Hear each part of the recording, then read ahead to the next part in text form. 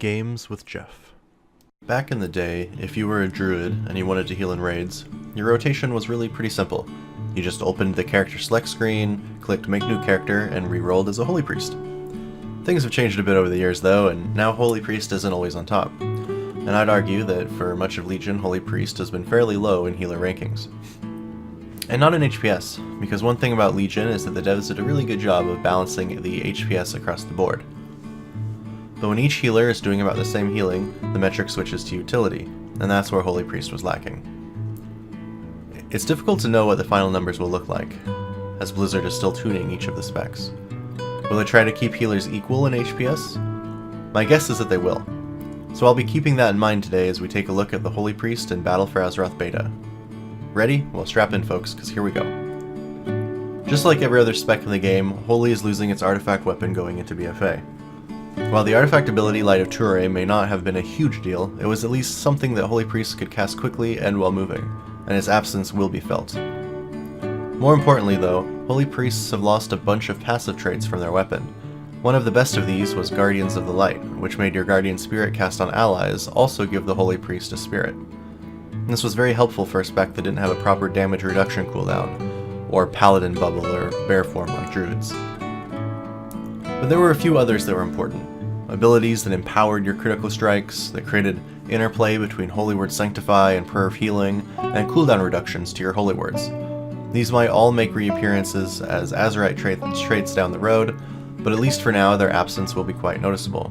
The rotation for Holy Priests is likely to remain similar to what it was in Legion. A lot of that rotation is going to focus on using normal healing spells to reduce the cooldown of the more powerful Holy Word spells. A lot of the skill with Holy Priest is centered on using the right heals to get a lot of healing from your mastery, Echo of Light. Knowing what to cast and when takes a bit of practice. But the talent changes in the BFA beta have altered some aspects of the playstyle a bit, and I'd like to cover them now. The 15 tier is unchanged. The talent that lets you regenerate mana faster will almost certainly be the best for raids, while Trail of Light, which replicates your previous Flash of Light on your last target, will likely be the best for dungeons. The 30 row is also unchanged. Take Feather and move fast. Holy Priests are super slow, so this is pretty much mandatory in raids and dungeons. The 45 row has Light of the Naru, which gives you more frequent Holy Words, and a buff to Spirit of Redemption on the same tier, unlike in Legion. Light of the Naru is the clear winner here. I can't imagine it not being the best for any PvE content.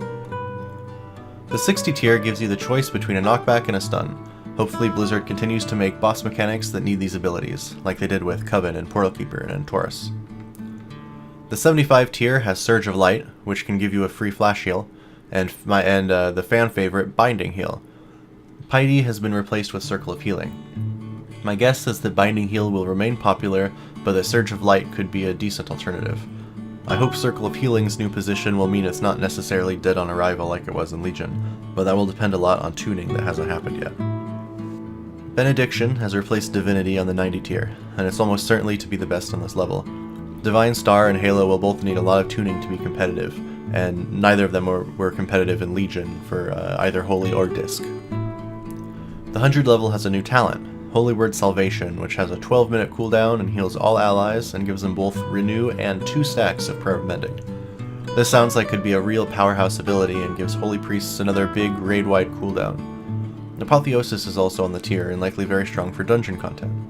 The third talent on the tier is Cosmic Ripple, taken from the old artifact passive that creates a ripple of healing when your holy words come off cooldown. I doubt this will be a good enough choice to displace the other 2 talents though.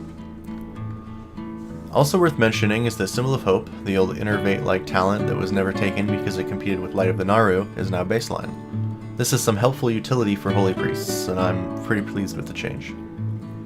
Overall, I feel like Blizzard realizes the problem with healers, or at least with Holy Priests, going into BFA, and they're trying to do something about it.